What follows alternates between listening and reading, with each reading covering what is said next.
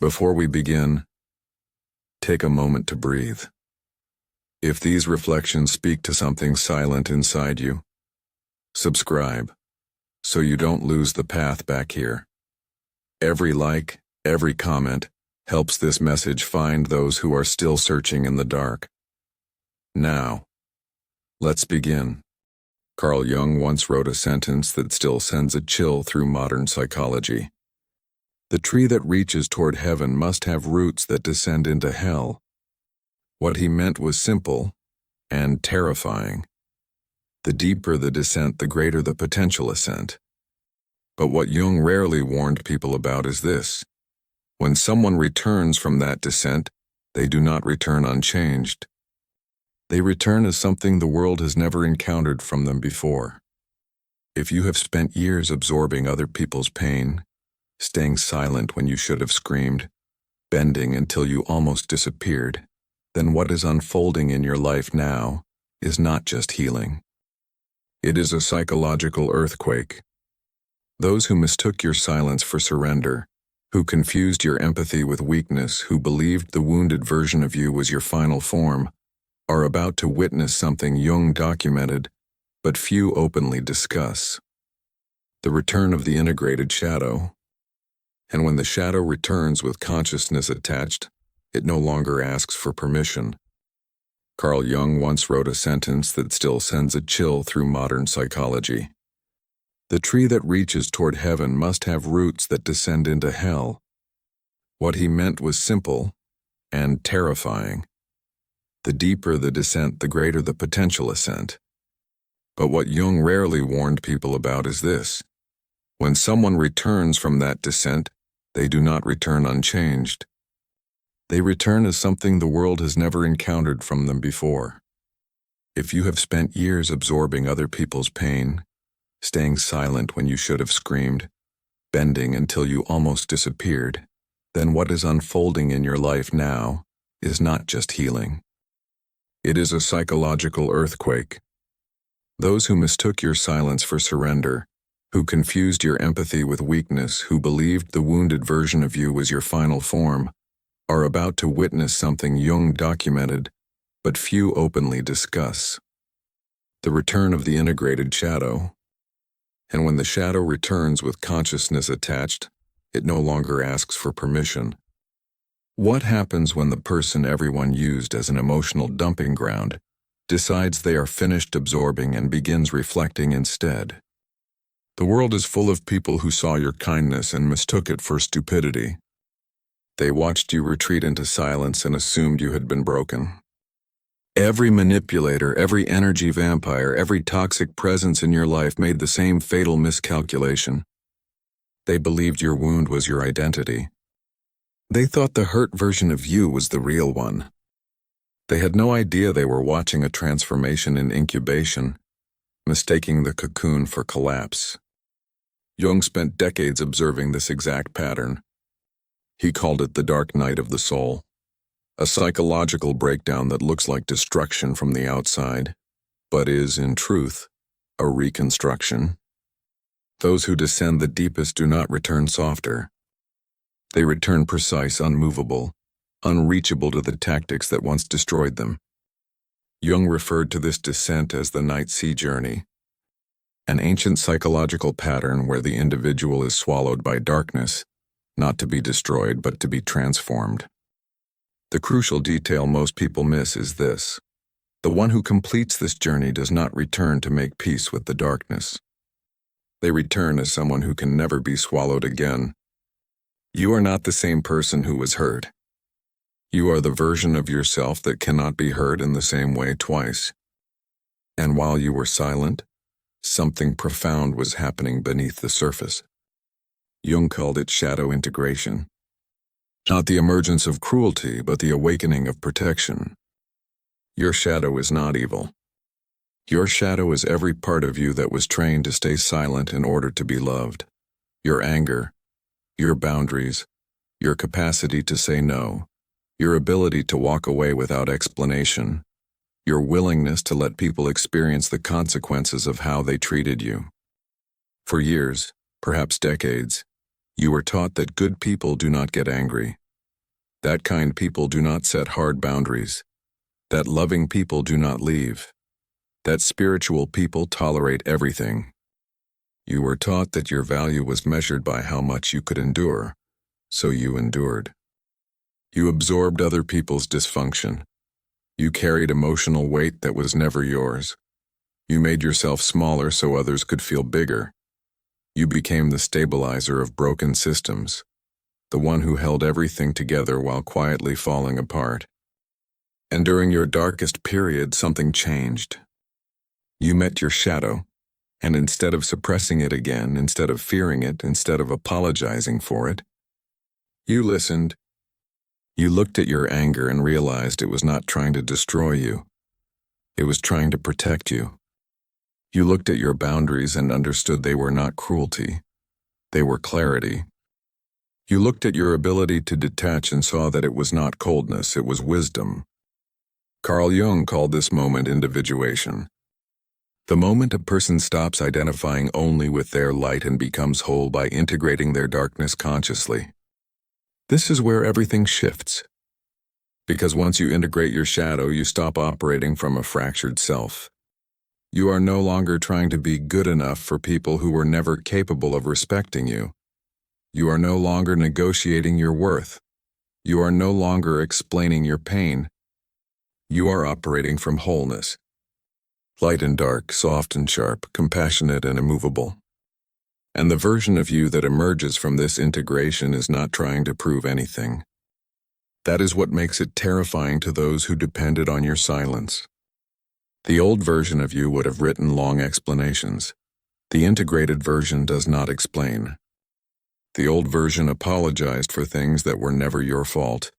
The integrated version does not apologize for existing. The old version needed to be understood. The integrated version does not need permission. And this is precisely why people who only knew you wounded feel destabilized in your presence now. They built their entire relationship with you on your willingness to shrink. They relied on your empathy to absorb their toxicity. They weaponized your forgiveness. They mistook your patience for permission. But now something feels different to them. You are no longer reactive, which unsettles them because they relied on your reactions. You are no longer defending yourself, which frustrates them because they relied on keeping you on trial. You are no longer seeking approval, which terrifies them because your need for approval was their leverage. Jung observed this phenomenon repeatedly. When a person individuates, their psychological energy changes. Not aggressively, not loudly, but completely. There are no openings for manipulation anymore. No emotional hooks. No buttons left to press. To those who only knew how to relate through control, through guilt, through unconscious dominance, this new version of you feels like a stranger. A stranger they cannot influence.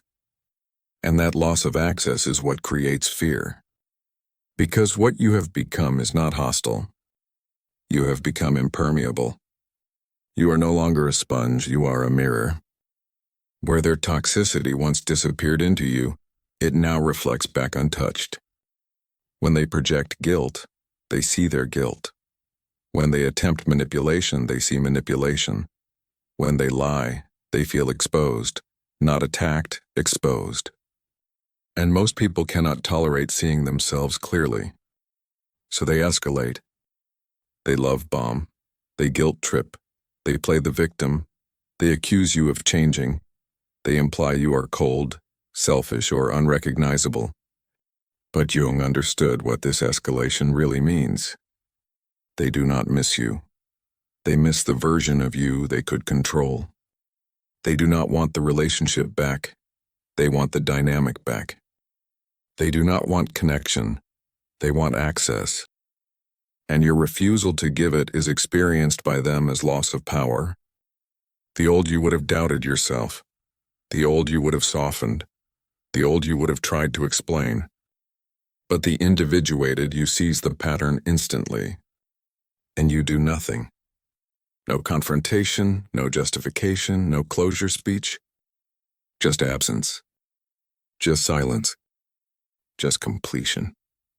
Jung described this as the severing of participation mystique, the unconscious psychological bond where one person feeds on another's emotional energy. For years you were the one being fed upon. Now the bond is broken, and what they are experiencing is withdrawal. That is why they suddenly reappear, why they act confused, why they test your boundaries, why they provoke reactions. Any reaction would mean access, but there is none. You are no longer invested in maintaining their image of you. You are no longer on trial in their psychological court. You have exited the entire system.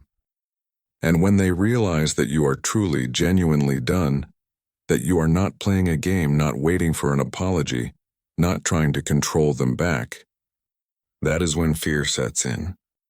Because toxic people believe everyone operates the way they do. They assume your kindness was strategic, your empathy manipulative, your forgiveness weak. So when you walk away in silence, they assume it is a tactic. They wait for you to react. But you don't. Because you are not thinking about them anymore. You are becoming yourself. And they are no longer part of that story. Jung wrote, "I am not what happened to me. I am what I choose to become." And you have chosen. You have chosen sovereignty over survival, wholeness over appeasement, truth over attachment. Your comeback is not loud, not dramatic, not vengeful. It is absolute. And that is why it terrifies those who only knew you broken. There is a quiet irony in what is happening now.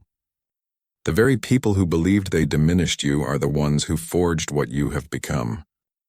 Every time they crossed your boundaries, you learned exactly where boundaries were needed. Every time they manipulated your empathy, you learned how manipulation actually works. Every time they betrayed your trust, you gathered data, not consciously but precisely. You were not weak, you were studying. Jung would have understood this immediately. He observed that individuals who endure prolonged psychological pressure often develop an extraordinary capacity for pattern recognition. They see what others overlook because survival demanded awareness.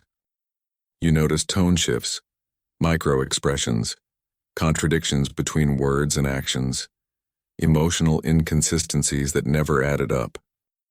But at the time, you suppressed what you saw. Not because you were incapable of understanding it, but because acknowledging it would have required you to leave, to confront, to risk abandonment. So you stayed, you endured, you absorbed. And in doing so, you built a complete psychological map of the people who hurt you. Now that knowledge has surfaced. And the unsettling truth they feel, even if they cannot name it, is that you know exactly who they are. You understand their patterns, their tactics, the phrases they use to manipulate, the emotional vulnerabilities they exploit, the moments when they lie to themselves most convincingly. And they sense that you see them clearly. Not emotionally, not reactively, clinically. That awareness alone shifts the power dynamic permanently. You do not need to expose them. You do not need to confront them. You do not need to retaliate. Your clarity is enough.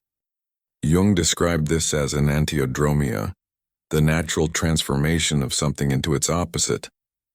The most accommodating person becomes immovable. The most forgiving becomes discerning.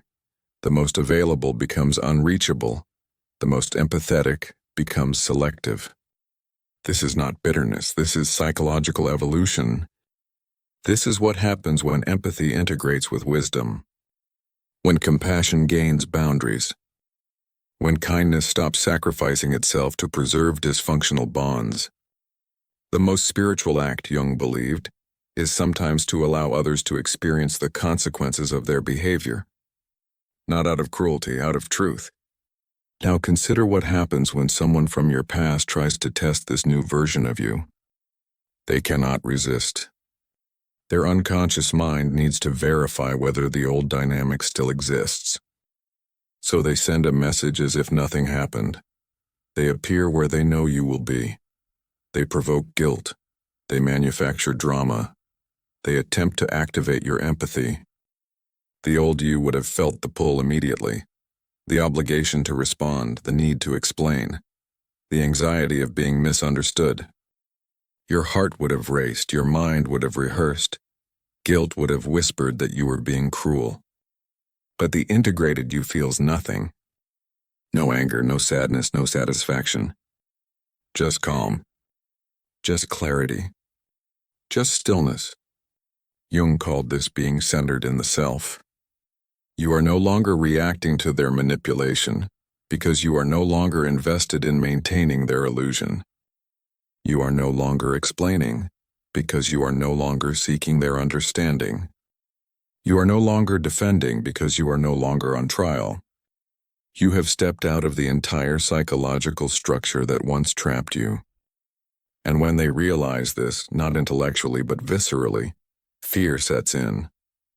Because manipulative personalities operate on one assumption, that everyone needs something from them. Approval, validation, recognition, control. But you do not need anything anymore. And that absence of need renders their strategies useless. They watch your silence, they monitor your absence, they search for signs that you still care. But you are not withholding, you are complete. Jung wrote that the privilege of a lifetime is to become who you truly are. And that is what you are doing now. You are shedding every false identity you constructed to be tolerated. You are releasing every trauma bond that mistook loyalty for self-abandonment. You are becoming someone who exists independently of other people's approval. And that sovereignty is unsettling to those who only felt powerful when you were diminished. The wounded version of you was manageable. The integrated version is not. The wounded you needed reassurance, the integrated you generates it internally. The wounded you feared being alone. The integrated you understands that solitude is preferable to erasure. The wounded you believed love meant sacrifice. The integrated you knows love requires reciprocity, or nothing. This is your return. Not loud, not dramatic, not destructive. Final. And Jung would tell you this. Your transformation does not require witnesses. It only requires truth. Because once you stop explaining yourself to people who never wanted to understand, you become ungovernable. And that freedom, that calm refusal to re-enter old dynamics, that absolute closure without confrontation, is what truly terrifies those who depended on your silence. What terrifies them most is not that you became stronger. It's that you became unreachable. Not emotionally distant, not cold, not cruel. Unavailable.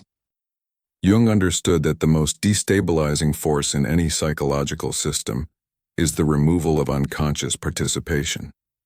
For years you participated, you absorbed, you carried. You regulated emotions that were never yours to manage. You became the emotional stabilizer of broken systems. Families leaned on you. Partners drained you. Friends offloaded their chaos into your silence. And you accepted it because somewhere deep inside you believed your worth was tied to your usefulness. But individuation dismantles that belief. When you integrated your shadow, you didn't lose empathy. You reclaimed authority over it. You stopped mistaking compassion for obligation. You stopped confusing loyalty with self-erasure. You stopped equating love with endurance. And that shift broke the entire structure. Jung described toxic bonds as forms of participation mystique, an unconscious fusion where one person supplies energy and the other consumes it. When you stepped out of that fusion, you didn't just leave a relationship. You collapsed a psychological economy. Now they feel it. They feel the sudden absence of regulation, the lack of emotional cushioning, the disappearance of someone who once absorbed consequences for them. They experience this as abandonment, but what they are actually facing is accountability. And accountability feels like punishment to those who never intended to grow. This is why their reactions intensify. They accuse you of changing. They call you cold. They frame your boundaries as cruelty. They reinterpret your silence as arrogance. Jung would say this is projection. They are projecting their own fear of responsibility onto you. Because if you are no longer the problem, then they must confront the truth. They were never entitled to you. They were never owed your patience, your forgiveness, your emotional labor. They simply benefited from your inability to leave. And now that benefit is gone. What makes this moment irreversible is not your anger, but your clarity. You are no longer negotiating your reality. You are no longer asking permission to disengage. You are no longer explaining why something hurts. You trust your perception. That trust alone is enough to dismantle manipulation. Gaslighting fails because you no longer doubt your memory. Guilt fails because you no longer confuse responsibility with rescue. Love bombing fails because you recognize performance without substance. Jung noted that once an individual becomes centered in the self, external influence loses its grip. There is nothing left to pull. This is why silence now speaks louder than confrontation ever did. You are not silent because you are afraid. You are silent because there is nothing left to discuss. You have already seen the pattern. You have already drawn the conclusion. You have already chosen yourself. And to those who built their identity around access to you, that choice feels catastrophic. They don't fear losing you. They fear losing control. They don't miss the connection. They miss the dynamic. They don't want reconciliation. They want restoration of the old hierarchy. But that hierarchy no longer exists. Jung believed that true psychological power emerges when a person no longer needs to dominate or submit. You are not above them. You are simply no longer beneath them. That equality is unbearable to those who relied on imbalance to feel significant. So they watch, they wait, they test. And each time you do not respond, each time you do not explain, each time you do not re-enter the loop, something inside them collapses. Because they are forced to face a reality they spent years avoiding. You were never weak, you were restrained.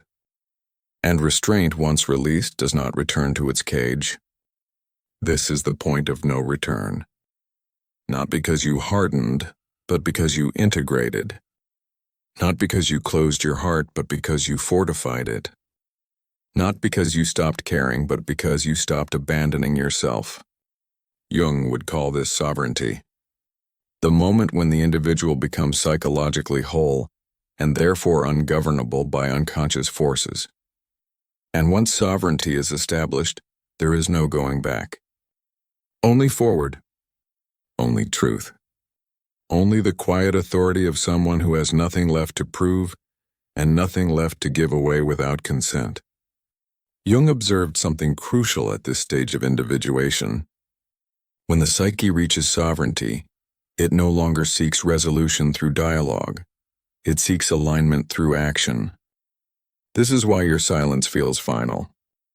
Not dramatic, not reactive, final. You are no longer trying to be understood. You are no longer trying to correct misconceptions. You are no longer trying to redeem the relationship. Because redemption was never yours to provide. The wounded version of you believed that if you could just explain clearly enough, love patiently enough, endure quietly enough, something would change. But the integrated version understands a harder truth. Some dynamics only exist because one person refuses to leave. Jung called this the collapse of the false self. The persona you constructed to survive no longer serves you. And once the persona dissolves, so does the role you played in other people's lives. That is why they feel disoriented around you now. They are not interacting with the version of you they learned how to manipulate. They are facing someone who no longer offers entry points. No emotional hooks, no defensive explanations, no energetic availability. Just presence. And presence without participation is profoundly unsettling to unconscious people. Jung described this as the mirror without absorption. In the past, you reflected their behavior inward. You carried it, you processed it, you softened it. Now you reflect outward, without accusation, without hostility, without effort. Their own patterns come back to them untouched. And because they cannot tolerate what they see, they try to provoke movement. They test boundaries, they manufacture crises, they reinterpret your calm as cruelty. But none of it works. Because manipulation requires engagement, and you are no longer engaging. This is not indifference born from numbness. It is indifference born from integration. You feel deeply, but you feel selectively. You care, but you do not carry. You see, but you do not intervene unless invited. Jung believed this was the highest expression of empathy. Not fusion, not sacrifice, discernment. You are no longer emotionally available by default. Access to you now requires consciousness. And most people were never relating to you consciously. They were relating to what you provided. Regulation, stability, forgiveness, containment. Now that those services are gone, the relationship collapses. And collapse feels like betrayal to those who benefited from imbalance. They will tell themselves stories. That you became cold, that you changed, that you lost your heart. But Jung would say this is psychic defense. They are protecting themselves from the realization that the relationship was never mutual. You were not loved for who you were. You were valued for what you absorbed. Once that absorption ended, there was nothing left to attach to. And that realization is devastating, because it forces them to confront their own emptiness, their lack of emotional self-sufficiency, their dependence, their avoidance of inner work. You were the buffer. Now the buffer is gone. And what remains is raw. This is why individuation often triggers hostility. Not because the individuated person is harmful, but because they remove the anesthetic. You are no longer numbing other people's discomfort with your presence. You are allowing life to reach them directly. Jung believed this was an act of profound responsibility. To stop rescuing others from the consequences they must experience to mature. That does not make you cruel. It makes you ethical. You are no longer interrupting their development to preserve your role. You are no longer sacrificing your growth to maintain their comfort. And this is where the final illusion breaks. They believed your kindness meant compliance. They believed your silence meant agreement. They believed your empathy meant access. They were wrong. Your empathy was always sovereign. You simply hadn't claimed it yet. Now that you have, they feel the loss immediately. Because sovereignty cannot be negotiated. It cannot be appealed. It cannot be guilted. It cannot be pressured. It simply exists. And existence without permission is terrifying to those who rely on control. This is why Jung said the individuated person walks alone but not lonely. Because while many fall away, what remains is real. Aligned, conscious, reciprocal. You will no longer attract those who need you to be smaller. You will attract those who can meet you as you are. And that shift is permanent. There is no return to unconscious belonging once the self has been claimed. Only conscious connection or none at all. This is not loss. This is precision. This is not withdrawal. This is selection. And this is why your comeback does not need an announcement. Those who can feel it already know. And those who cannot were never meant to follow you forward. Jung warned that after individuation, there is a phase few are prepared for. Not the chaos, not the pain, but the stillness. When the noise falls away, when the emotional demands disappear, when the constant pull to rescue, explain, or absorb vanishes, many feel an unfamiliar emptiness. This emptiness is not loss, it is space. For the first time, your psyche is no longer crowded with other people's unfinished business. No borrowed emotions, no projected guilt, no unconscious contracts. Just you. And this is where the final transformation takes place. Jung called it the consolidation of the self. You stop scanning rooms for tension. You stop reading faces for danger. You stop anticipating emotional fallout. Not because you lost perception, but because you are no longer responsible for managing it. Your nervous system begins to recalibrate. Years of hypervigilance slowly release. The body learns safety without vigilance. The mind learns rest without collapse. This is why people mistake your calm for distance. They were accustomed to your attention being externally oriented. They felt important because you were tracking them. Now your attention is internal. And that shift feels like abandonment to those who confused monitoring with love. Jung understood this deeply. He observed that many people never want intimacy. They want regulation. They want someone else to stabilize their inner chaos so they don't have to confront it themselves.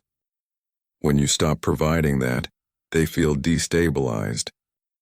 But destabilization is not harm, it is invitation. An invitation to mature. Some will accept it, most will not. And this is where discernment replaces empathy without boundaries. You no longer feel compelled to save everyone. You no longer mistake suffering for virtue. You no longer romanticize endurance. You understand something now that only those who have integrated the shadow ever understand. Not every struggle is meant to be eased. Some are meant to be lived through alone. Jung believed that overhelping is as destructive as neglect. Both interfere with individuation. You once interfered out of compassion. Now you refrain out of wisdom. This is why your presence feels different. You are not emotionally absent. You are emotionally contained. You no longer leak energy. You no longer overextend. You no longer offer yourself preemptively. You wait. And waiting changes everything. Because those who approach you now must do so consciously. They must meet you, not extract from you. They must relate, not consume. And this filters your world naturally. No confrontation required, no declarations, no explanations. Life reorganizes around your boundaries. Jung called this the quiet authority of the self. Authority without dominance, strength without aggression, clarity without justification. This is why the people who once thrived on chaos fade away. They cannot anchor themselves to you anymore. And because they never learned to anchor themselves internally, they drift.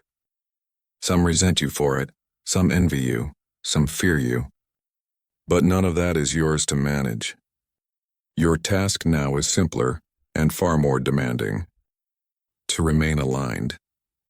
Not reactive, not defensive, not performative. Aligned. Alignment requires honesty with yourself.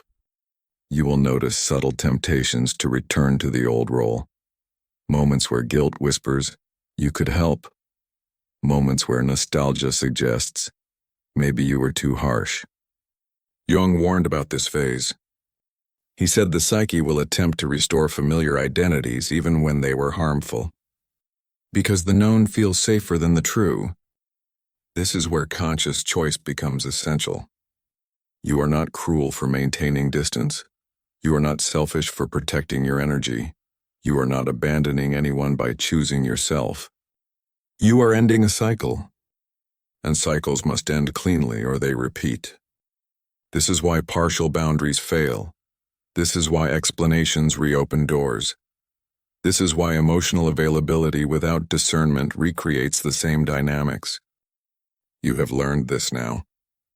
And learning changes behavior permanently. The world will test this new orientation. Old connections may resurface. Old dynamics may attempt revival. Old narratives may be offered again. But they will feel hollow. Because once you have tasted sovereignty, you cannot return to survival. Jung believed this was irreversible. Once the self is experienced directly, the psyche will not accept substitutes. You may still feel compassion. You may still feel sadness, but you will not feel obligation. And obligation was never love. It was fear dressed as loyalty. Now your loyalty belongs where it always should have, with yourself. And from that place, real connection becomes possible. Not need-based, not trauma-bonded, not transactional, but mutual. Seen, chosen, respected. This is the world that opens after the fall. Not louder, not grander. Cleaner. Quieter. True. And this is why your comeback does not look like victory to others. It looks like absence. But absence of what once fed them is the most honest boundary there is. You are no longer accessible to unconsciousness. And that more than any confrontation is what changes everything. Once a person is no longer accessible to unconscious manipulation, they become inaccessible to unconscious relationships. This does not make life smaller, it makes it precise. You begin to notice how many interactions were never real connection, only exchanges of need, regulation, and emotional dependency. Without drama, without resentment, you simply stop participating. And participation is where all power was borrowed from. This is why your silence now carries weight. Before, silence was misunderstood as submission. Now silence is interpreted as certainty. You are no longer silent because you are afraid to speak. You are silent because nothing needs to be said. Jung understood that words are often a defense against truth. When truth is embodied, explanation becomes unnecessary. This embodiment unsettles people. They search your face for emotional cues. They listen for old patterns, they test boundaries subtly. And they find nothing to grab. Not hostility, not warmth, just clarity. Clarity is unbearable to those who survive on ambiguity. Ambiguity allowed them to cross lines without consequence. Ambiguity allowed them to reinterpret your kindness as consent. Ambiguity allowed them to rewrite reality. But clarity collapses these structures. Jung wrote that when the unconscious loses its hiding places, it becomes frantic. This is why some people respond to your transformation with anger, accusation, or mockery. They are not reacting to you. They are reacting to the loss of control. And control was never love. You see this now. This awareness brings grief. Not for who they are, but for what you hope they could be. Jung never dismissed this grief. He considered it necessary. Mourning illusion is part of individuation. You are not just leaving people behind. You are leaving behind imagined futures, roles you were promised but never given, reciprocity that never came. This grief is clean. It does not pull you backward, it releases you forward. And as it releases, something else takes its place. Trust. Not blind trust in others, but trust in your own perception. You no longer question your instincts. You no longer second-guess discomfort. You no longer override inner signals for the sake of harmony. Harmony built on self-erasure was never harmony. It was compliance. Jung believed that true harmony emerges only after internal alignment. And alignment is not peaceful at first. It requires saying no without explanation, leaving without closure, allowing others to misunderstand you. This is one of the final tests. Can you tolerate being misinterpreted without correcting the narrative? The old you could not. The old you needed to be seen as good. The integrated you understand something deeper. Being real matters more than being liked. Being whole matters more than being approved. You no longer manage impressions, you manage integrity. And integrity has a cost. Some doors close permanently, some bridges burn quietly, some invitations stop coming. But what remains is stable. Your energy no longer fluctuates based on others' moods. Your self-worth no longer depends on usefulness. Your presence no longer requires performance. This stability is rare, and rarity attracts the right kind of attention. People who approach you now do so slowly, respectfully, curiously. They do not demand, they inquire. They do not assume access, they wait. This is the difference between those who want to use you and those who want to know you. Jung believed individuation changes not just who you attract, but how attraction functions. It shifts from unconscious magnetism to conscious choice. You choose, they choose. And choice is freedom. This is why your life now feels quieter but more intentional. You invest less, but what you invest grows. You speak less, but when you do, it lands. You feel deeply, but you are not consumed. This is not detachment, it is integration. Light and shadow cooperating instead of fighting for control. The anger that once frightened you now informs boundaries. The empathy that once drained you now guides discernment. Nothing is wasted. Jung insisted that no part of the psyche should be amputated, only integrated. And integration transforms function. Your shadow no longer ambushes you, it stands beside you. Not as an enemy, as a guardian. This is the version of you the world did not prepare for. Not wounded, not reactive, not compliant, but sovereign. And sovereignty does not announce itself. It is felt in the way you leave, in the way you listen, in the way you no longer chase. This is why those who knew the wounded you feel unsettled. They sense the absence of leverage. And leverage was the only language they knew. You speak a different one now. The language of presence, the language of limits, the language of self-trust. Jung believed this was the psychological adulthood most people never reach. Not because it is unattainable, but because it requires losing every false attachment along the way. You have lost them, and in doing so you have gained yourself. This is not the end of the journey. It is the point where the journey finally belongs to you. Jung observed that once this stage is reached, life no longer revolves around correction. You stop correcting others. You stop correcting misunderstandings. You stop correcting projections. Not because they are accurate, but because they are irrelevant. This is one of the most disorienting shifts for the psyche. For most of your life, you are oriented outward, adjusting, explaining, adapting. Now the orientation turns inward. Your actions are guided by internal coherence, not external reaction. Jung called this centering in the self. The ego no longer scrambles for approval. It listens. This listening creates a new kind of confidence, quiet, unperformative, unshakable.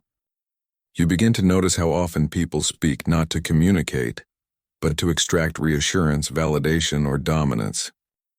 You no longer supply these unconsciously. And when you don't, some people feel exposed. They accuse you of being distant, cold, arrogant.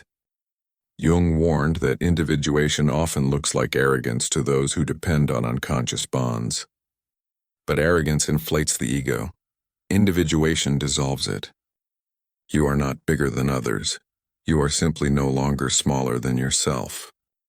This distinction matters, because power without inflation cannot be manipulated. Inflation seeks reaction. Integration does not. You no longer argue to prove. You no longer explain to defend. You no longer justify to belong. Belonging now happens differently. It happens through resonance, not obligation. Those who resonate do not require you to shrink. They feel safe around your clarity because they are not hiding from themselves. Jung believed this was the true function of the integrated individual. Not to save others, not to awaken them, but to make truth visible without force. Your presence becomes a mirror, not a weapon. People see themselves more clearly around you. Some leave, some grow, some resist. All outcomes are honest, and honesty stabilizes the psyche. This is why your nervous system begins to calm. Not because life is easier, but because it is cleaner. You are no longer entangled in emotional debts. You are no longer carrying unspoken contracts. You are no longer managing unacknowledged expectations. Energy returns, not as excitement, but as steadiness. Jung noted that this steadiness often feels unfamiliar to those who lived in chaos. Peace without adrenaline can feel empty at first. But it is not emptiness, it is space. And space allows creation. This is when new interests emerge, new rhythms, new desires that are not reactions to trauma or survival. You begin to act from curiosity, not defense. From alignment, not compensation. The psyche reorganizes around truth. And truth is efficient. You say less, but every word matters. You choose less, but every choice is deliberate. You love less widely, but more deeply. This is not contraction, it is concentration. Jung believed that when energy is no longer leaked, it becomes creative. This creativity does not seek applause, it seeks expression. You may feel drawn to writing, art, teaching, or quiet leadership, not to be seen, but because something inside you wants to move through form. This is the psyche integrating its surplus. And surplus only exists when boundaries are respected. The old you was generous to the point of depletion. The new you is generous from overflow. Overflow does not chase, it invites. Those who arrive now do so because they are ready. Those who cannot meet you here were never meant to. This realization brings relief. You stop wondering what you did wrong. You stop replaying conversations, you stop anticipating reactions. The mind becomes present. And presence dissolves anxiety. Jung wrote that anxiety is often the psyche's response to living against one's nature. You are no longer doing that. Your nature is no longer suppressed, it is structured. Sensitivity guided by wisdom, empathy governed by choice, power tempered by ethics. This is maturity. Not hardness, not detachment. Integration. And integration makes you reliable to yourself. This is the greatest trust a human being can develop. Once you have it, nothing external can destabilize you without your consent. This does not make you invincible, it makes you responsible. Responsible for your energy, your attention, your truth. Jung believed responsibility was the price of consciousness. You are paying it willingly now. And because you are, your life begins to reflect it. Not dramatically, not loudly, but unmistakably. This is the quiet authority that cannot be taken. This is the return that no one prepared for. Not the return of the wounded, but the arrival of the whole. And the whole does not seek permission to exist. Jung understood that once a person reaches this stage, their life stops being shaped by reaction. You no longer organize your days around who might be upset, who might disapprove, who might withdraw affection. Your decisions are no longer negotiations. They are declarations. Not spoken aloud, but embodied. This is why people feel you before they understand you. They sense the absence of need, and need was the hook. Most manipulation relies on hunger, for validation, for belonging, for reassurance. When that hunger disappears, the entire structure collapses. You are no longer persuadable through guilt. You are no longer controllable through fear. You are no longer reachable through shame. Jung called this psychic sovereignty. It does not mean isolation, it means autonomy. You can engage fully without being possessed. You can listen deeply without absorbing. You can care without carrying.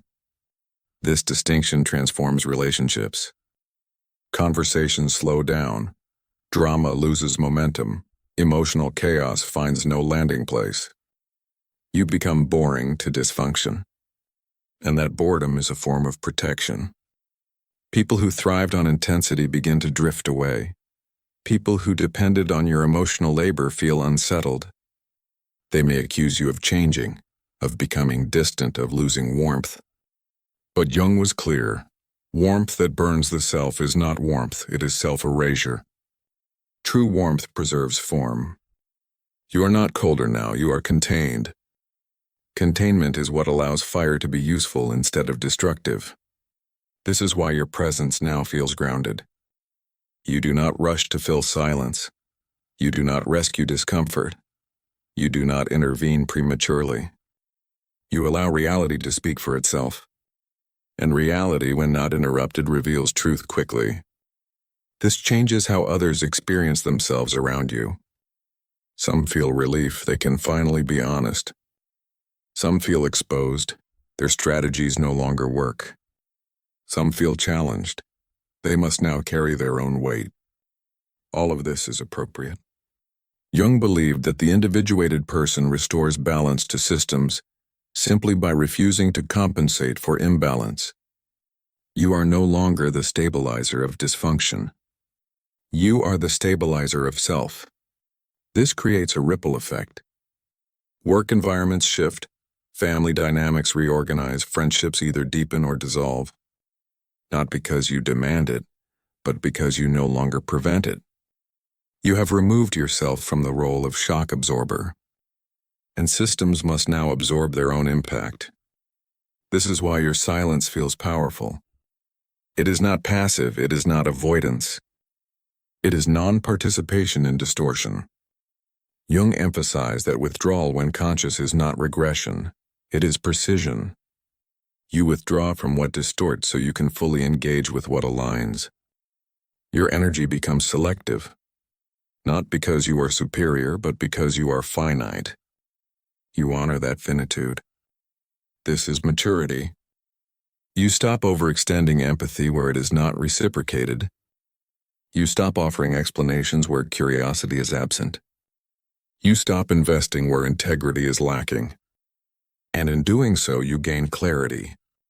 Clarity replaces confusion. Simplicity replaces chaos. Your inner dialogue becomes quieter. There is less debate, less justification, less rehearsal. You trust yourself. This trust did not appear suddenly, it was earned.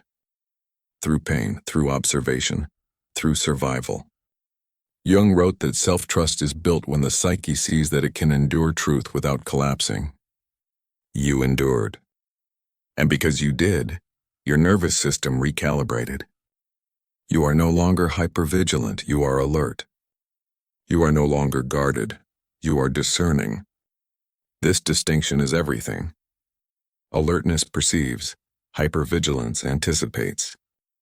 Discernment chooses, guardedness defends. You are no longer defending your existence. You are inhabiting it. This changes how you move through the world. Your pace slows, your posture shifts, your voice steadies. Not intentionally, organically. The body follows integration. Jung observed that psychological wholeness always expresses somatically. Tension releases, breathing deepens, sleep improves. The body no longer prepares for impact, because you are no longer placing yourself in environments where impact is inevitable. This is not avoidance, it is intelligence. You have learned the difference between challenge and harm, between growth and self-betrayal, and you choose accordingly. This is why your future feels different. Not predictable, but stable. You are no longer afraid of endings. You are no longer clinging to continuity for safety. You trust your capacity to rebuild from truth. This trust is quiet, but it is absolute. Jung believed that when a person reaches this stage, they stop asking, "What will happen to me?" and begin asking, "What wants to happen through me?" This shift marks the transition from survival to contribution. Not sacrifice, contribution. You do not give yourself away, you express yourself fully. An expression, when aligned, is generative. This is where your life begins to feel purposeful without pressure. Meaning emerges, not as obligation, but as coherence. You are no longer chasing meaning, you are embodying it. And embodiment cannot be argued with. This is why the people who depended on your confusion feel disoriented. You are no longer confused. You are no longer available for distortion. And distortion, when unmirrored, collapses. This is the final phase before integration becomes embodied life. Not a moment, not a revelation, but a way of being that sustains itself. And once it does, there is no return to fragmentation. only refinement, only depth, only truth. Jung understood that after this point, life no longer feels like something happening to you. It feels like something moving with you. This is the subtle but irreversible shift. You are no longer resisting reality nor surrendering to it. You are cooperating with it consciously. This is why anxiety loses its grip. Anxiety thrives on uncertainty combined with powerlessness. But you are no longer powerless, and uncertainty no longer threatens you. You trust your ability to respond. This trust changes how you interpret events. What once felt like rejection now registers as information. What once felt like loss now reveals alignment. What once felt like abandonment now exposes incompatibility. Jung believes suffering diminishes not when life becomes easier, but when perception becomes accurate. Accuracy brings relief. You stop personalizing what was never personal. You stop internalizing what never belonged to you. You stop assigning meaning to behavior that was driven by unconsciousness. This clarity is not cynical. It is compassionate without illusion. You can see people clearly without needing them to be different. And because of that, you no longer try to save them from themselves. This is one of the most misunderstood aspects of psychological maturity. Restraint is not indifference. Distance is not cruelty. Boundaries are not punishment. They are orientation. They tell the psyche where it ends and where another begins.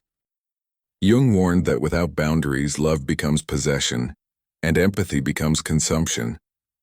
You have learned this viscerally. That is why your compassion now has edges. Not sharp edges meant to wound, but defined edges meant to protect. You are no longer endlessly accessible. And accessibility was never love. It was availability without discernment. Now your presence is earned through reciprocity. This transforms intimacy. Connections become fewer but deeper. Conversations become quieter but more honest. You are no longer impressed by intensity.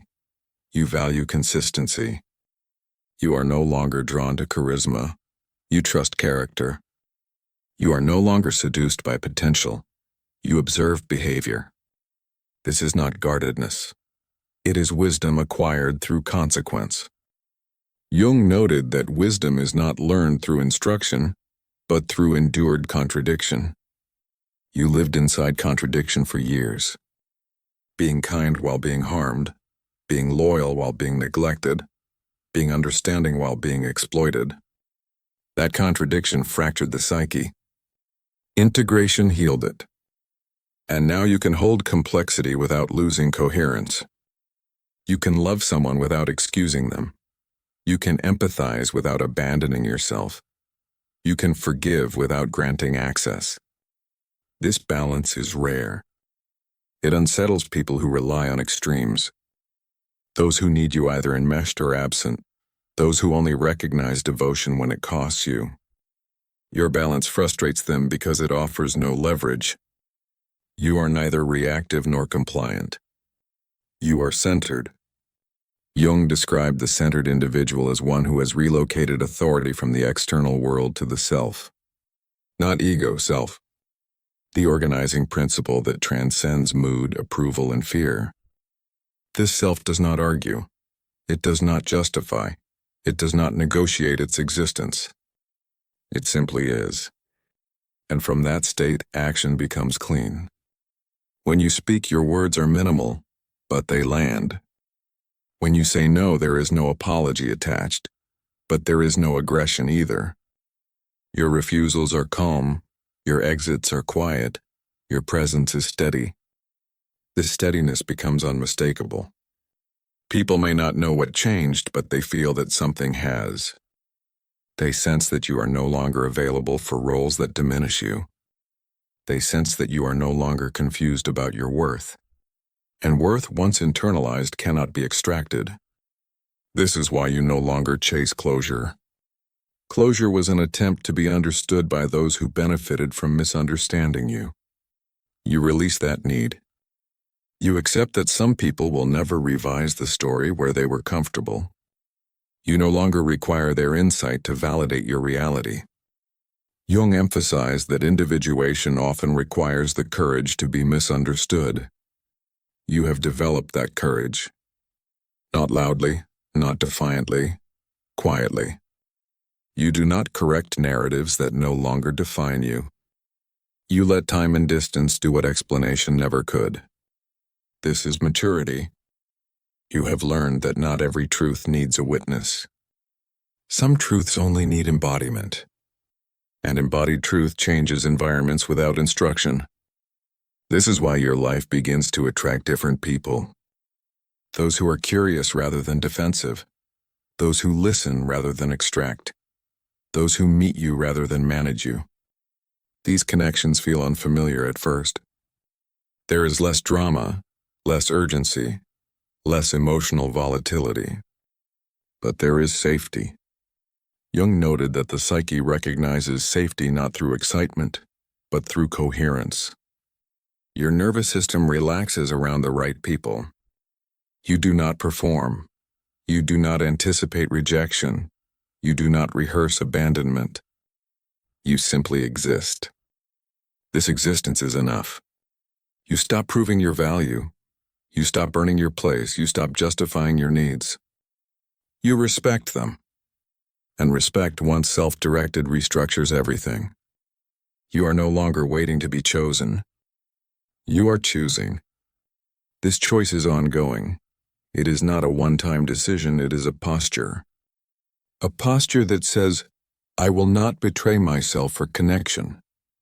That sentence becomes the axis around which your life turns. And because of it, your future no longer feels like repair. It feels like construction. Not rebuilding the past, but building something new from clarity. Jung believed this was the true aim of psychological development. Not happiness, not comfort. Wholeness. And wholeness, once tasted, becomes non-negotiable. You cannot unsee what you see now. You cannot unknow what you know. You cannot return to fragmentation without violence to the self. So you don't. You move forward. Not aggressively, not fearfully, but decisively. This is integration lived, and it is irreversible. Jung understood that once this point is crossed, life stops asking the same questions. The tests repeat for others, but not for you.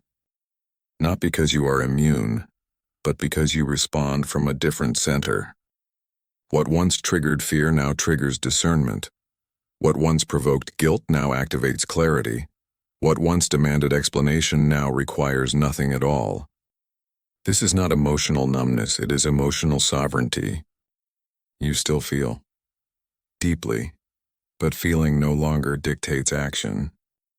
Jung warned that when emotion rules action, the psyche becomes exploitable.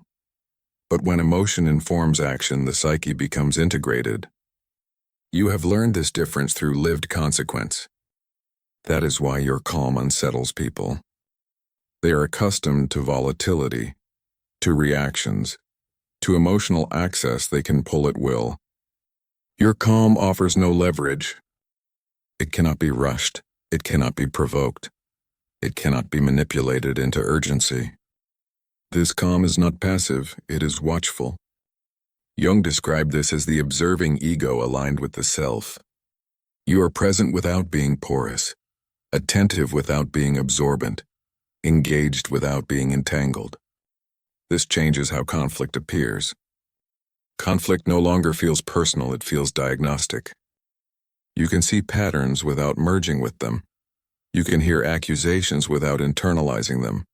You can witness disappointment without assuming responsibility. This is psychological adulthood. You stop asking, what do they think of me? And start asking, what is actually happening here? This question changes everything. Because once you see clearly, you stop arguing with reality. You accept who people show you to be. You accept what situations demand. You accept what cannot be negotiated. And acceptance, contrary to popular belief, is not resignation. It is alignment. Jung taught that suffering persists when the psyche refuses to accept what the unconscious already knows. You no longer refuse. You no longer bargain with evidence. You no longer reinterpret patterns to preserve hope. Hope is no longer fantasy. It is grounded in observation. You trust consistency over promises. You trust actions over explanations. You trust your own perception over reassurance. This trust restores internal authority. And authority, once reclaimed, restructures identity. You no longer define yourself through roles you played to survive. The caretaker, the mediator, the emotional anchor, the understanding one. Those were adaptations. Necessary then, constraining now.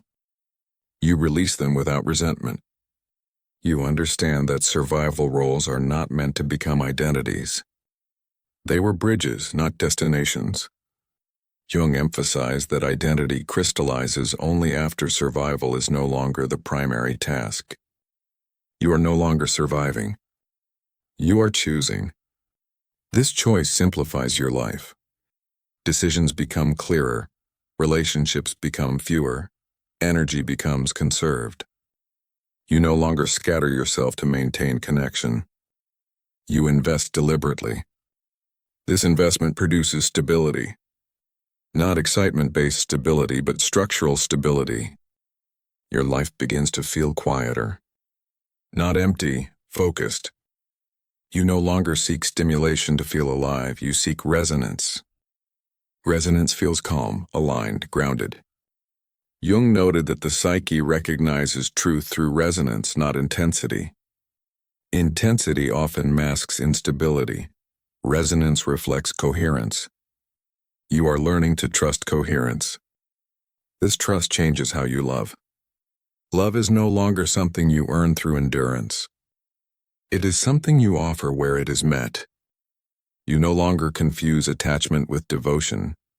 You no longer confuse sacrifice with depth. You no longer confuse familiarity with safety. Safety now feels unmistakable. It feels like ease, like mutual regard, like space that does not threaten connection. This may feel unfamiliar if chaos once masqueraded as intimacy. But unfamiliar does not mean wrong. It means new. Jung believed the psyche resists peace when it has been conditioned by instability. But resistance fades with repetition. Each calm interaction retrains the nervous system. Each boundary respected rewires expectation. Each honest exchange reinforces trust. You are building a new internal baseline. From this baseline, your intuition sharpens. Not frantic intuition, not hyper-vigilant intuition. Calm intuition. The kind that sees without scanning, the kind that knows without urgency. This intuition is reliable because it is not driven by fear. Jung emphasized that fear distorts perception.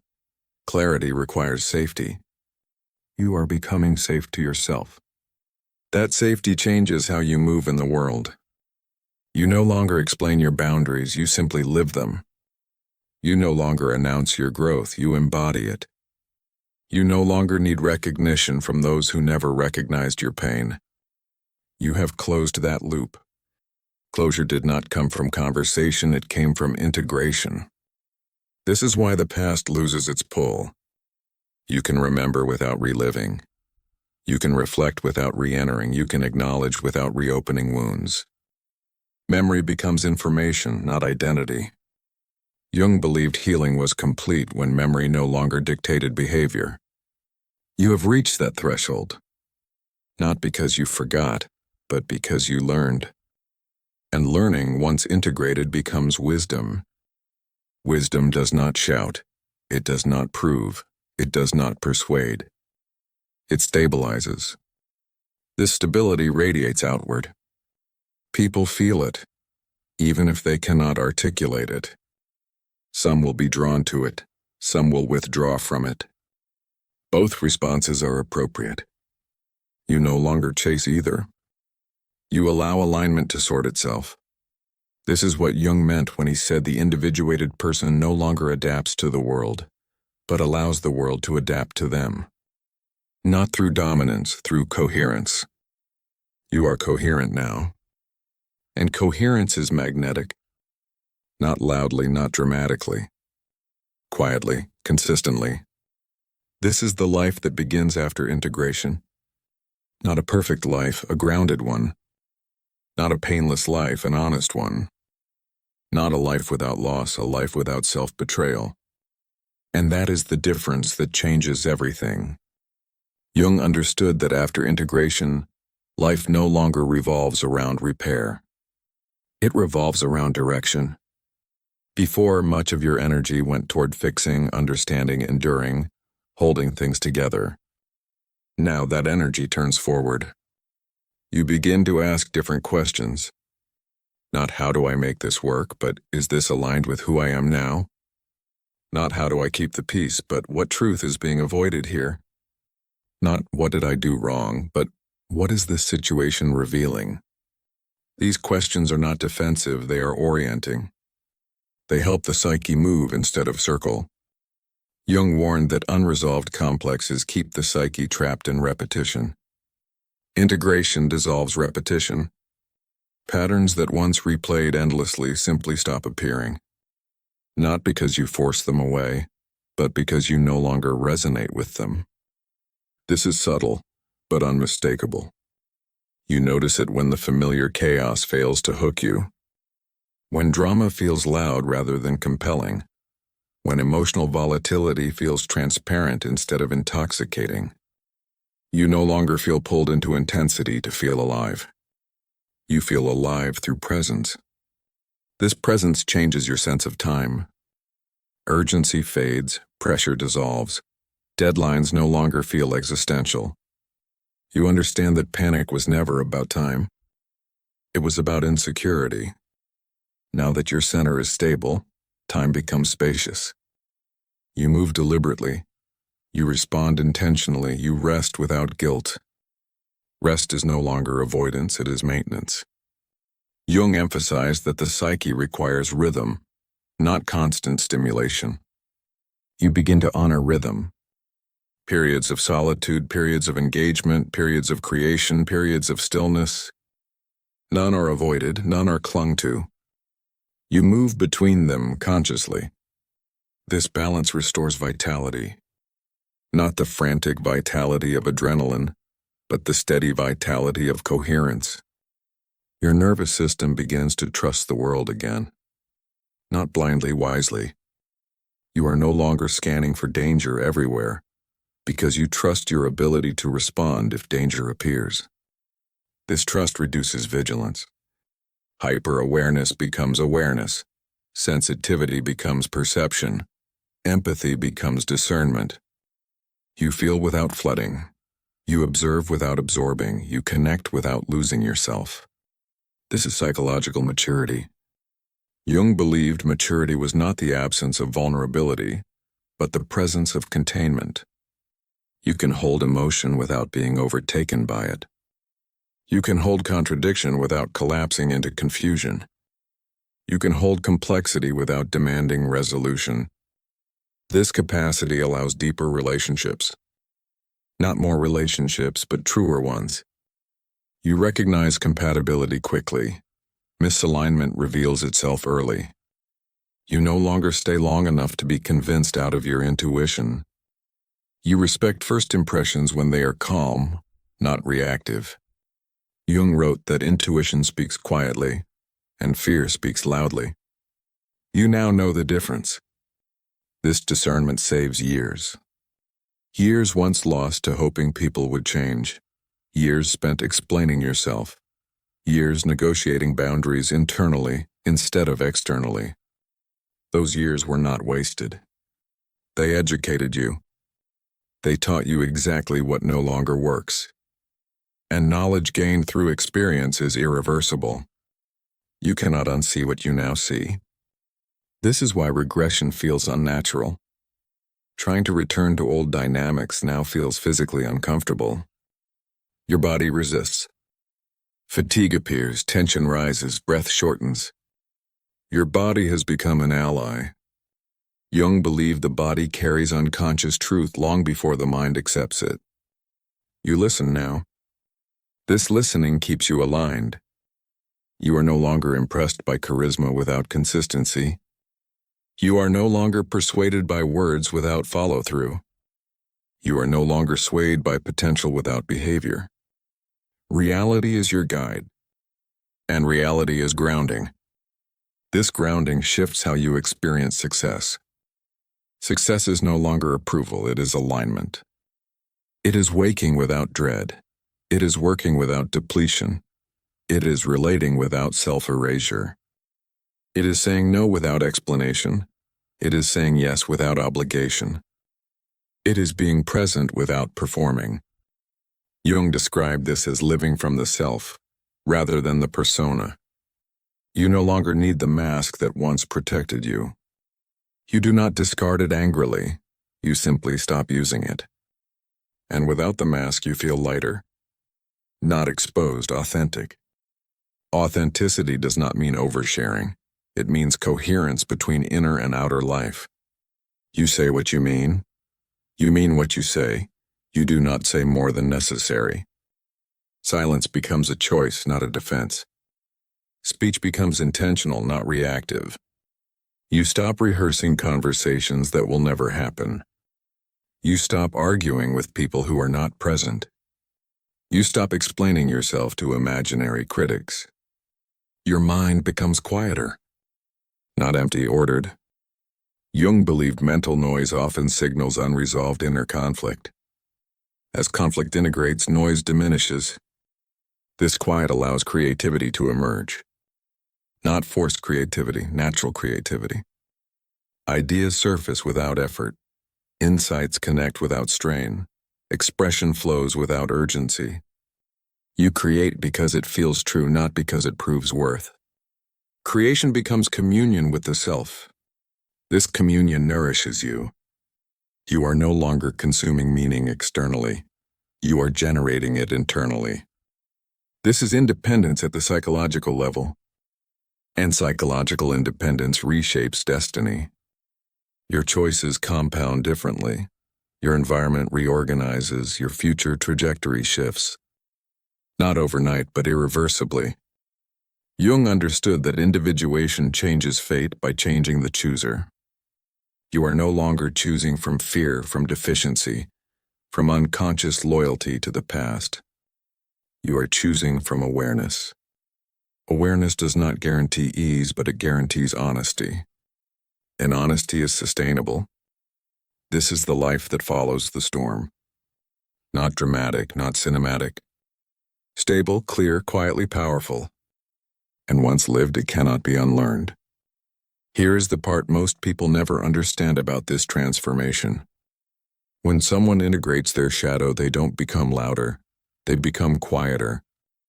Not the silence of fear, the silence of completion. Before, your silence was survival. You stayed quiet to avoid conflict. You swallowed words to keep the peace. You absorbed pain because you believed love meant endurance. But after shadow integration, silence changes its meaning. Now silence is no longer avoidance, it is discernment. You no longer speak to be understood. You speak only when truth requires it, and most of the time it doesn't. This is deeply unsettling to people who were accustomed to your explanations. They were used to your justifications, used to your emotional labor, used to you narrating your own worth to make them comfortable. The integrated self does none of that. Jung observed that after individuation, many patients reported something strange. They felt less emotional but more alive, less reactive but more present, less attached but more grounded. This is because emotional intensity was never the goal. Consciousness was. The wounded self feels everything because it has no center. The integrated self feels selectively because it finally has one. This is why manipulative people feel disoriented around you now. They can't locate your emotional center because it no longer orbits them. It belongs to you. Before they could predict your reactions, they knew guilt would work. They knew silence would provoke you. They knew affection would pull you back. Now their usual inputs produce no output, and this creates what Jung called psychic panic.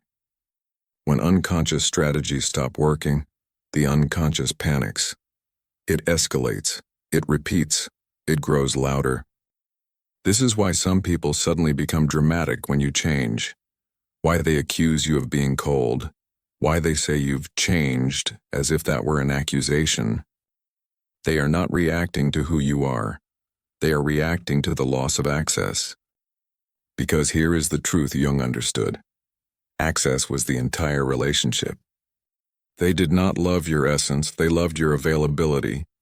They did not cherish your depth, they exploited your openness. And when access disappears, the illusion collapses. This is why your return is terrifying. Not because you confront, not because you expose, but because you withdraw psychologically.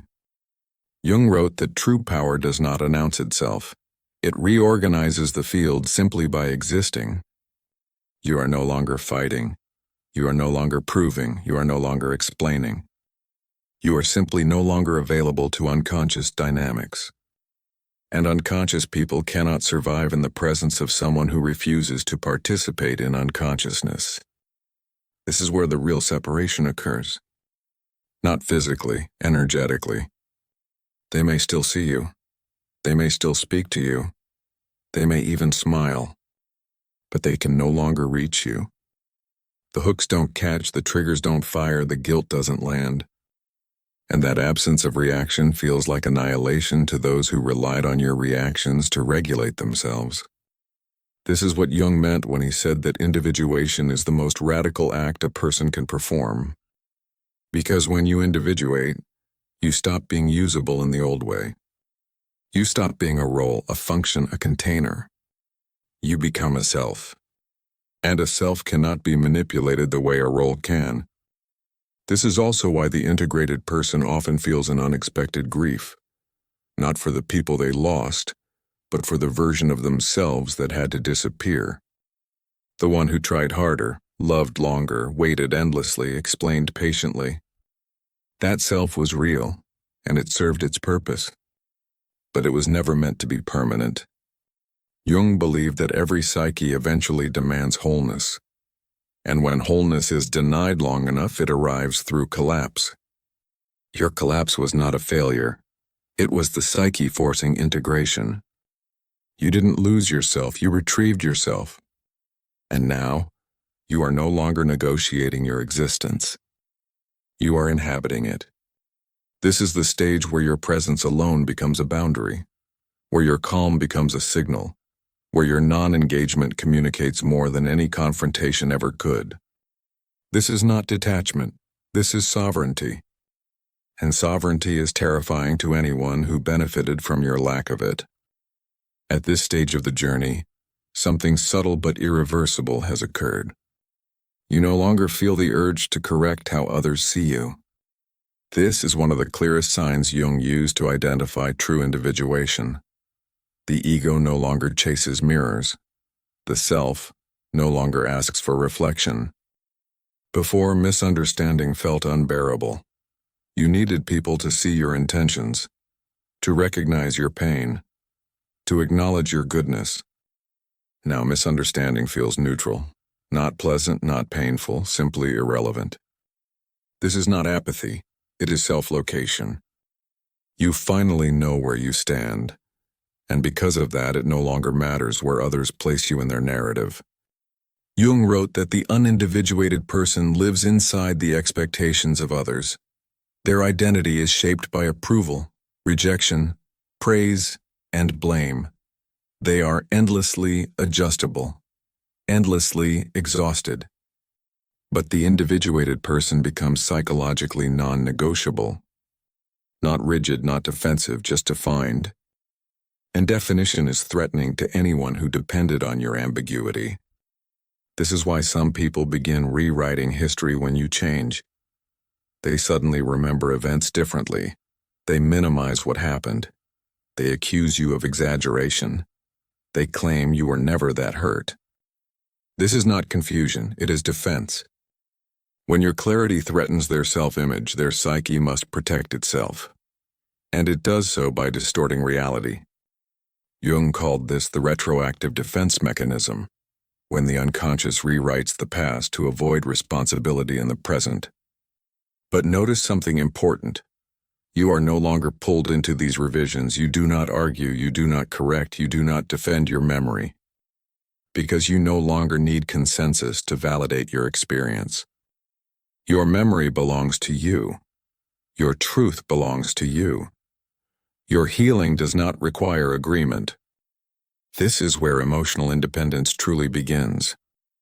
Not when you stop caring, but when your inner stability no longer depends on outer acknowledgement. Jung observed that at this stage, many individuals experience a profound simplification of relationships, not because they cut everyone off, but because only a few people can meet them at this level of presence. Small talk becomes draining. Drama feels foreign. Emotional chaos feels intrusive. You are not superior. You are simply no longer tuned to those frequencies. And this can feel lonely at first, because the old connections were loud, intense, familiar. But familiarity is not intimacy, and intensity is not depth. The integrated self seeks resonance, not stimulation. This is why you may find yourself comfortable in silence now. Not awkward silence, but living silence. The kind that feels full instead of empty. Jung believed silence was not the absence of communication, but the presence of meaning. When you no longer speak to manage others' emotions, your words become rare, and therefore precise. This precision unsettles people who were used to overwhelming you. They could flood you before. Now there is nowhere to flood. Your boundaries are not spoken, they are embodied. And embodiment cannot be negotiated. This is also the phase where guilt loses its grip. Not because you become selfish, but because guilt can no longer masquerade as morality. You can feel compassion without obligation, care without compliance, understanding without self-erasure. This is what Jung meant when he distinguished between moral imitation and moral consciousness. The wounded self imitates goodness. The integrated self chooses it. And choice changes everything. Because now, when you say yes, it is real, and when you say no, it is final. There is no resentment behind it, no suppressed anger, no silent tally. Just clarity. This clarity is what people sense when they say, "You're different." They are right, but not in the way they think. You are not colder. You are warmer without burning yourself alive. You are not distant. You are present without dissolving. You are not detached. You are rooted. Jung believed the final task of individuation was not separation from the world, but conscious participation in it. You do not withdraw, you engage selectively. You do not disappear. You become unavailable to distortion. And this is why your presence now reorganizes every room you enter. Not through dominance, not through control. Through coherence. An integrated psyche does not demand, it stabilizes. And instability cannot survive around stability without either transforming or leaving. This is the silent power you now carry. Not the power to change others, but the power to no longer be changed against your will. And once that power is embodied, nothing from the past can reclaim you. Because you are no longer where you were wounded. You are where you are whole. This is why Jung warned that individuation feels like a death before it feels like a birth. Because the version of you that survived by adapting, by absorbing, by enduring, by staying quiet, by staying small, must dissolve.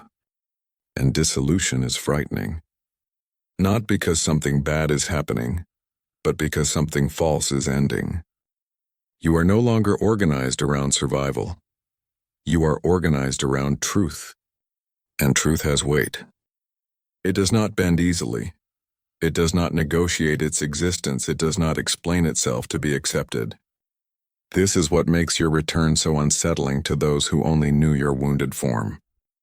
They expected gratitude for what they took. They expected silence in exchange for tolerance. They expected access without accountability. They built a version of you in their minds that existed to serve their emotional needs. But that version no longer exists. And when a projection loses its host, the projector panics. Jung understood this deeply. He knew that many relationships are not built on love but on unconscious agreements. Agreements that say, I will not see myself if you do not force me to. Your healing breaks that contract. You are no longer willing to participate in shared blindness. And because of that, your mere presence now asks a question no one wants to answer. Who am I without my excuses? That question terrifies people who survive by avoiding it. This is why they label you cold, why they say you changed, why they accuse you of being distant, arrogant, selfish, or hard. These are not observations, they are defenses. You did not become harder, you became solid. And solidity feels cruel to those who relied on your softness to avoid growth. But Jung never saw this as cruelty. He saw it as psychological maturity. The ability to remain open without being porous.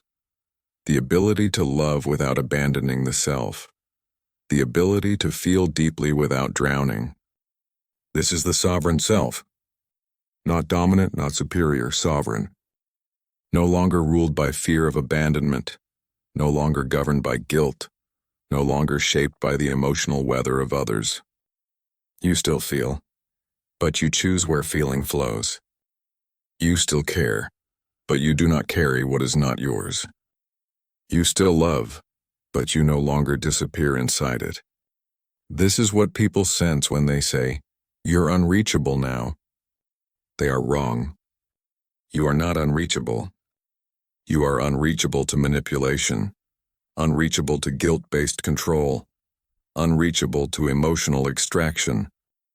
But you are deeply reachable to honesty, to reciprocity, to presence, to truth.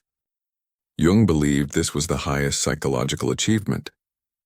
Not enlightenment, not happiness, but integrity.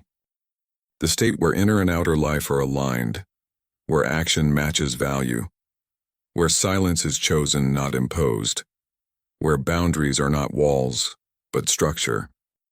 And this structure is what allows love to finally breathe. Because love without boundaries is consumption, and boundaries without love are isolation. Individuation unites the two. This is why your comeback does not need to be loud. It does not need explanation. It does not need witnesses. It does not need validation. It simply needs to be lived. Those who can meet you here will feel relief. They will feel safer. They will feel invited into something real.